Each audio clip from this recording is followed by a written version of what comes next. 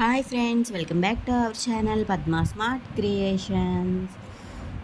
ఈరోజు అమ్మవారి జయంతి ఉత్సవాల్లో రెండవ రోజు అమ్మవారికి 108 వెండి పుష్పాలతో పూజ, అలాగే అమ్మవారికి అభిషేకం, పంచామృతాలతో అభిషేకం, ఇంకా పండ్లు చిన్న చిన్న ముక్కలుగా కోసి ఆ పళ్ళ ముక్కలతో అభిషేకం అన్నమాట. అది స్వయంగా మేమే చేసుకున్నాము. అందరూ కూడా ఇలా పళ్ళాలన్నీ సిద్ధం చేసి తెచ్చుకున్నామన్నమాట. తెచ్చుకొని ఎవరి చేత్తో వాళ్ళు అమ్మవారికి అయితే అభిషేకాలు చేశాము. చాలా సంతోషంగా అనిపించింది. మా ఊర్లో మాత్రం మాకు చాలా ఘనంగా జరిగాయండి ఉత్సవాలు. ఈ సంవత్సరమే కాదు, ప్రతి సంవత్సరం కూడా ఇలాగే ఘనంగా చేస్తారు.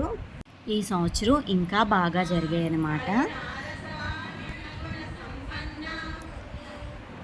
చూడండి, ప్రతి ఒక్కరు కూడా ఇలాగా ఎవరి ఫ్యామిలీ వాళ్ళు అమ్మవారికి పట్టుకుని పళ్ళాలతో తెచ్చుకుని అందరూ కూడా ఇలాగా అభిషేకాలు చేసి, అలాగే అమ్మవారికి ఒక వెండి పుష్పాన్ని అయితే సమర్పించారనమాట. ప్రతి ఒక్కరు కూడా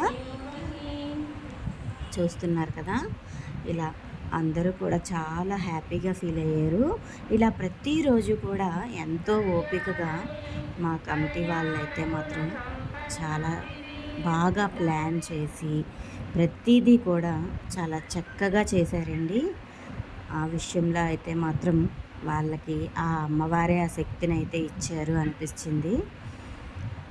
మనం ఉదయం సాయంత్రం వెళ్ళి అమ్మవారి దర్శనం చేసుకుని పూజా కార్యక్రమాలన్నీ చూసుకోవడానికే ఓపిక లేకుండా ఉంటున్నాము ఈ రోజుల్లో. నిజంగా అయితే మాత్రం వాళ్ళు చాలా గ్రేట్ అండి.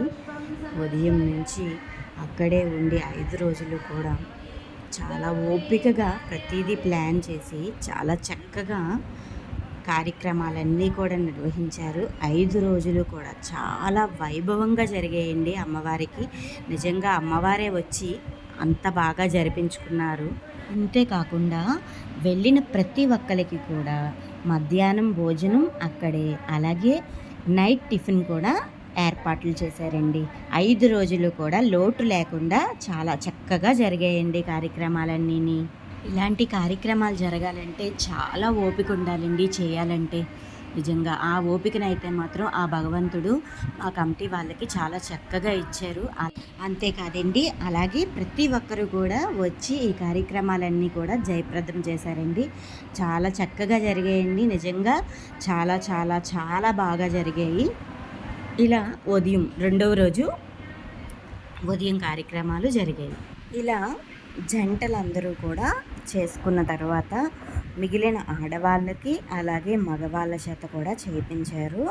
ఆ తర్వాత సాయంత్రం అమ్మవారి భజన కార్యక్రమాలు, అలాగే వచ్చిన అందరి పేర్లు రాసి అందులో ఒక నలుగురికి లక్కీ డిప్ తీసి ఆడవాళ్ళకి ఇలాగా చీరలను అయితే బహుకరించారు. అలాగే అమ్మవారి చీర వేలంపాట వేశారు. అమ్మవారి 50 సంవత్సరాలు పూర్తి చేసుకున్న చీర వేలంపాటకి వెళ్ళింది. ఆ చీరకి 25,000 రూపాయలకి వేలంపాట వెళ్ళింది. అంతేకాదండి, అమ్మవారి చీరని ఎవరు వేలంపాట వేసుకుంటే వాళ్ళ ఇంట్లో కంపల్సరీగా శుభకార్యాలు అయితే జరిగిపోతున్నాయండి. అందుకే పెళ్ళి కావాల్సిన పిల్లలు ఉన్నట్లయితే ఖచ్చితంగా అమ్మవారి చీరని వాళ్ళే పట్టుకెళ్తున్నారు. వెంటనే వాళ్ళకైతే పెళ్లి సంబంధాలు అయితే కుదిరిపోతున్నాయి. కాబట్టి ఎవరు కూడా తగ్గట్లేదు. ఈ చీర అయితే మాత్రం 25,000కి వెళ్ళింది. అమ్మవారి 50వ సంవత్సరం పుట్టినరోజు సందర్భంగా కట్టిన చీర ఈ చీర అనమాట. చూశారు కదండి, ఇంత ఘనంగా మా ఊర్లో అయితే జరుగుతున్నాయి. ఎలా అనిపించింది చెప్పండి. ఎలా అనిపించిందో తప్పకుండా కామెంట్ చేసి చెప్పండి. ఓకేనా ఫ్రెండ్స్? బాయ్ ఫ్రెండ్స్, మళ్ళీ నెక్స్ట్ వీడియోతో కలుద్దాం.